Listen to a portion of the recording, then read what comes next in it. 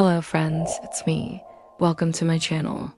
You can relax with our videos anytime, anywhere. So go ahead and subscribe so that you don't miss any of our videos. Now let's start today's story. Snow had been falling quietly over the town since mid-afternoon. Not in thick, blinding sheets, but in those soft, steady flakes that drift like feathers through the cold winter air. Each flake a tiny dancer twirling and floating on an unseen breeze. On the corner of Maple Street, there stood a little bookshop. Not the kind with bright lights and new bestsellers, but the kind that seemed forgotten by time. Its windows fogged slightly from the warmth inside. A single lamp glowed in the front, casting a gentle light over the freshly fallen snow.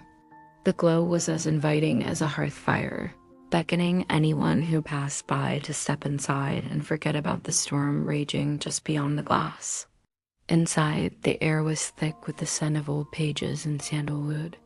A fireplace in the back crackled softly, its glow flickering across the wooden floor. The shelves were tall and crooked, filled with books that hadn't moved in years. They were old friends to Elliot, the bookshop owner, whose life had become intertwined with their stories. Their spines, faded and worn, whispered tales of adventures long past and dreams yet to be had. Each book a portal to another world, waiting patiently for someone to turn its pages and discover the magic hidden between them. The bookshop was a sanctuary from the world, a place where the worries and chaos of everyday life melted away and one could get lost in the pages of a good book without hearing the wind howl or the rain lash against the window pane. The shopkeeper, an older gentleman named Elliot, sat in a worn green armchair behind the counter. His face, lined and weathered like an old leather-bound novel, was etched with a lifetime of stories. A cup of tea rested beside him, steam rising slowly in the golden light. He didn't read much anymore, but he loved the silence between the pages, the kind of silence that only snow and old stories could bring. Outside, the snow continued to fall, blanketing the world in white. But inside the bookshop, it was warm and cozy, the perfect place to curl up with a good book and a cup of tea. Elliot sipped his tea, savoring the warmth that spread through his body and brought a smile to his face. He wasn't sure what the world had in store, but he knew that as long as there were books to read and tea to drink, everything would be all right. He glanced at the clock on the wall, its hands creeping closer and closer to 7 o'clock. Soon it would be closing time. Elliot loved his bookshop. It wasn't just a business for him, it was his life's work, his passion, his home. He had poured his heart and soul into this place, and it had become a sanctuary for him and for others. Over the years, he had seen countless people come through his doors, each with their own stories to tell and their own adventures to embark upon. He had helped countless others find the perfect book to take them away from it all, even if only for a little while. Tonight, though, Elliot expected no customers. Who would come out in weather like this? The world was quiet. The streets were empty. All was well. But just as the clock struck 7:42 p.m., the little bell above the door gave a delicate ring, announcing the arrival of a customer. Startled, Elliot looked up from his tea, his heart skipping a beat. He hadn't heard anyone come in. A woman stepped in, wrapping herself deeper into her gray scarf. Her cheeks were pink from the cold, and she shook snowflakes from her hair as she made her way inside. Her eyes, a deep and soulful brown, sparkled with wonder as she took in the sight before her. Elliot managed to smile, his heart warming at the sight of a fellow book lover braving the storm to come into his shop. Looking for something in particular? He asked softly, his voice echoing in the stillness. The woman turned, her eyes widening in surprise. "Oh, hello," she said, her voice like the tinkling of bells. "I didn't mean to startle you. I just saw the light and thought I might pop in for a few minutes. Don't mind me. I'm just escaping the weather." She glanced out the window at the swirling snow. "It's quite a blizzard out there, isn't it?" "Indeed it is," Elliot replied, nodding. "But you're safe and warm now. Come, sit by the fire. Let the storm rage outside. Here you're welcome to stay as long as you like." She nodded, making her way slowly through the aisles, her fingers trailing lightly along the spines of the books as she went. "This is a magical place," she whispered, her voice filled with awe. "I haven't seen a bookshop like this in years." "Well, not many remain," Elliot said quietly. "They're becoming rare these days. People prefer their books delivered electronically now. There's no pleasure in holding a cold, lifeless tablet, if you ask me. A good book should feel alive in your hands, its pages whispering stories from another time. Can you imagine reading a thrilling adventure on a screen? Or losing yourself in a world of fantasy with the turn of a digital page? No, my dear, there's nothing like curling up with a good old-fashioned book, the kind with pages that rustle and characters that leap off the page. The smell of aged paper fills the air, transporting you to another era when literature was a cherished art form and not just a means of passing time. As she rounded a corner, her gaze fell upon a shelf laden with books, their titles promising adventures and romance. With a sigh, she reached out and pulled one free, its worn cover revealing a tale titled Whispers of the Winter Sky. Elliot watched her go, a fond smile playing on his lips. He knew exactly what it was like to lose oneself in a good book, to forget about the world outside and let the story carry you away. He had done it countless times himself, and he had seen countless others do the same. It was a joy to behold. She found a comfortable armchair near the fireplace, nestled in its embrace, and opened the book, its pages whispering secrets from a bygone era. Lost in the world of the story, she felt the weight of the world lift from her shoulders. For a few stolen moments, she was someone else, living a different life. The hours passed like snowflakes, silent, slow, and gentle. The storm outside raged on, but within the shop, all was well.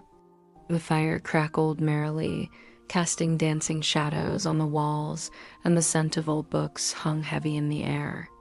Outside, the world was dying away beneath the snow, but inside, the bookshop dreamed on. The woman didn't notice the passage of time. She was too engrossed in the tale of star-crossed lovers and forbidden's magic. She was transported to a realm where anything was possible, where hearts could soar and dreams could take flight. But as the last page turned, she felt a pang of sadness. The story was over and she was back in the bookshop. Startled, she looked around, realizing how still the shop had become. The fire had burned low and the shadows were growing longer. The clock chimed softly, announcing that it was time to close. Gently, she marked her page and closed the book, placing it back on the shelf as if returning a borrowed treasure. She rose from her chair, stretching stiff limbs and feeling the warmth of the fire on her skin. Outside, the snow had transformed the world, draping everything in a pristine blanket of white. Footprints marked the path she had taken to the shop, but they were already beginning to disappear under a fresh layer of falling snow. Thank you for your support. If you like our videos, please like and comment. See you next time. Welcome to this place. In the middle of the day, if you look closely at the sunlight on the wall or the shadows under a tree, you can see it moving, breathing. You can hear it in the birds singing, the wind rustling through the leaves. Can you feel it? The pulse of life, a heartbeat of green and gold, rising and falling. It's always been here. And as long as we're here, we're a part of it too. Now let me show you somewhere very special. Come away from the light. Walk until the trees begin to close in around you, their branches reaching out like old friends. Now turn here where the path isn't quite a path, more like the trace of a memory. Go slowly, look closely. Here the moss grows over everything, softening hard edges and covering old roots with velvety green. Keep going. And when you think you've walked for hours, but your watch says only minutes, then you'll find it. There at the edge of a small clearing, hidden between trees that have stood for centuries, there's a cabin. Built from aged pine logs, bound together by time and weather. smoke curling lazily from its stone chimney, which leans just slightly to one side. There are no power lines, no signal, no road. Only the trees and the sky, but there's quiet. So different from the quiet of a city, where even the silence has 100 noises woven into it. Here, the quiet is a space to breathe. And when you open the door, the world inside is soft. A small fire crackles gently in the hearth, casting dancing shadows on the rough-hewn walls. The smell of cedar and pine fills the air. On the old wooden table, there's a journal open, a cup of tea cooling slowly beside it. The windows are fogged just slightly, and beyond them, only trees. Nothing moves except the breeze. Outside, the forest breathes in and out with the wind, and inside, the air is still. Time seems to have slowed, stretched out like the branches of the trees outside. Outside, the sun dips lower and lower, painting the sky in hues of orange and purple. Inside, the firelight flickers and fades, then brightens again. If you lived here, each morning would begin with birdsong and the rustle of leaves as the wind wanders through the trees. The sun would come slowly through the canopy above, drawing golden shapes on the floorboards. And in the evenings, the forest would wrap itself in blue shadow, and the trees would whisper as they swayed. You might read a book, curled up in an armchair, wrapped in a thick blanket while the wind sings outside. Or you might write in the journal on the table, letting the pen scratch across the paper, catching the fading light. Maybe you'd make tea, the steam curling up like a beckoning finger, and you'd sip it slowly, letting its warmth spread through you. Some days, if you walk out into the woods, you can find smooth stones worn by the water and time, and bring them back inside to sit on the windowsill. Others, you might find feathers, bright and beautiful, dropped by a passing hawk, and you tuck them into the pages of your book. Still others, you'd gather wood, seasoned and strong, and feed it into the fire, keeping the flames alive as the daylight dies. The forest gives, and you take what you need. It asks for nothing in return, except maybe your quiet company. Now, the sun has set completely, and only the embers glow in the hearth. Outside, the forest is a darker shade of blue, deeper and richer than the sky above. Inside, the firelight paints dancing shadows on the walls. And tonight, a soft rain begins to fall. It patters gently on the roof, trickles down the windows, whispers tales of faraway places. The fire glows a little brighter. The wind outside sighs softly as if the whole forest is exhaling. You sit in the armchair by the fire, wrapped in a thick wool blanket. In your lap is a book, but you haven't turned the page in a while. Your thoughts drift, quiet and unhurried. Let your mind wander through the trees. Let your worries dissolve like sugar in tea. Let your breath deepen with each inhale and exhale. You're cozy here, safe, dry, and warm. Outside, the rain falls, soft and steady.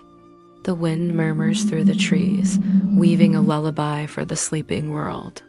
Somewhere deep in the woods, an owl calls once, then silence. There's no clock ticking here. No phone buzzing, no news. Only the slow rhythm of the forest, the creak of trees, the flicker of fire, the hush of night. Close your eyes, breathe deeply. If you lived here, you wouldn't need to know what time it was or where you were. You'd simply be existing in harmony with the forest around you. Every sound, every scent, every shadow would be a part of your day. You'd learn the language of the leaves and the birds, the whispers of the wind and the babbling of the brook. You'd understand the stories etched in the bark of the trees and the secrets held in the moss and lichen. Time would lose its urgency. Days would blend into weeks, weeks into months, and months into years. You'd measure time by the changing seasons, by the birth of baby animals, and the return of migrating birds. You'd watch the forest transform from the lush green of summer to the fiery reds and oranges of autumn to the stark beauty of winter. And with each passing season, you'd feel a sense of peace settle over you, a connection to something bigger than yourself, something eternal. You'd become part of the forest's story, and in its story, you'd find your place. Here, in the twilight, the fire burns low. Outside, the rain continues to fall, soft and steady. The wind whispers through the trees, a gentle lullaby. Somewhere in the distance, a fox curls up beneath a bush, a deer steps quietly through the ferns. The world, in its own slow way, is resting. And so are you. The tea is cold now, but you don't mind. The fire burns low. The rain continues to fall, soft and steady. The wind whispers through the trees, a gentle lullaby. You close your eyes. For now, there's nothing else to do. No need to be anywhere but here. No one to be but yourself. The forest is watching, not with eyes, but with presence. It knows how to be still. And now, for a little while, so are you.